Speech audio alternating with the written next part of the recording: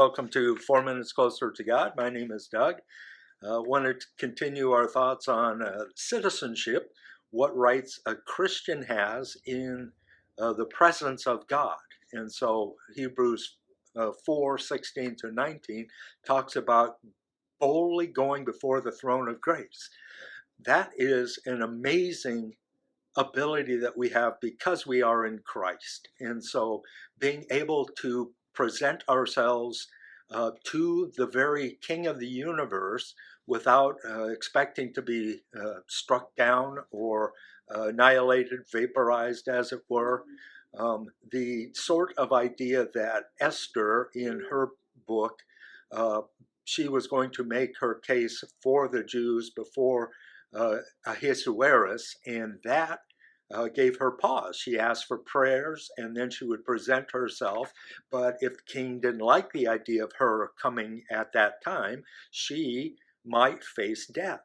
And so we, as Christians, don't have to worry about facing death in coming boldly before the throne of God. It's an amazing thing. And so one of the ideas that we can derive this from has to do with the Apostle Paul.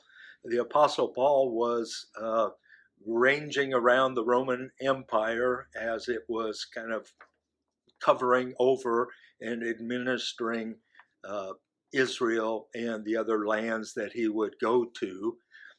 In two cases, we have him referring to his Roman citizenship in order to get better treatment. And so Acts 16:37 through 39, Paul said to the officers, "They publicly beat us without a trial, even though we are Roman citizens. And they threw us into prison. And now do they want to get rid of us quietly? No, let them come themselves and escort us out." The officers reported this to the magistrates, and when they heard that Paul and Silas were Roman citizens, they were alarmed. They came to appease them and escorted them from the prison, requesting them to leave the city. Paul had something over these guys because they had done something they should not have done to a Roman citizen. And so he claimed the right of Roman citizenship for not being tortured, not being condemned in a way that is against the Roman law for a citizen, and he could and did appeal to Caesar to hear his case. And so a similar one, Acts 22:25, and they stretched Paul out to flog him. He said to the centurion standing there, "Is it legal for you to flog a Roman citizen who hasn't even been found guilty?" When the centurion heard this, he went to the commander and reported it. "What are you going to do?" he asked. "This man is a Roman citizen."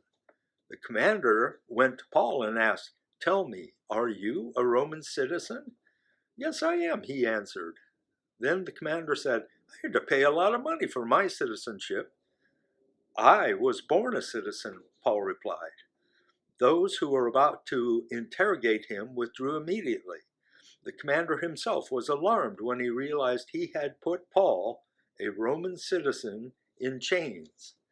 Rights and responsibilities accorded to a citizen had high price and high value, and Paul was exerting that high value as a citizen.